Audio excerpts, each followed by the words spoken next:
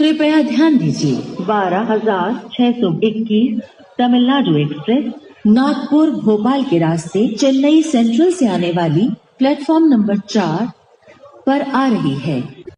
कृपया ध्यान दीजिए 12,621 तमिलनाडु एक्सप्रेस नागपुर भोपाल के रास्ते चेन्नई सेंट्रल से आने वाली प्लेटफॉर्म नंबर 4 पर आ रही है।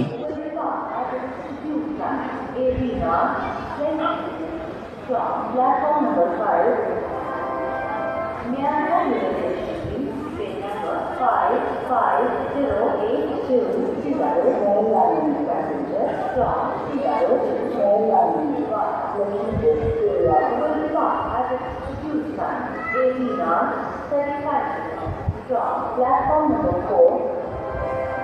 Seattle, Seattle,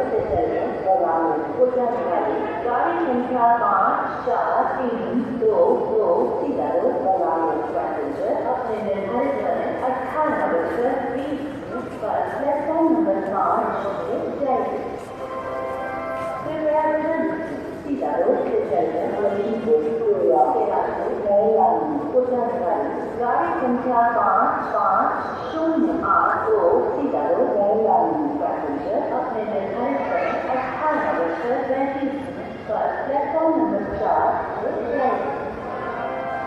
Myanmar Railway Station, train number 54322, Seattle, passenger from Seattle to will stop at execute time 18 hours 20 minutes from platform number 5.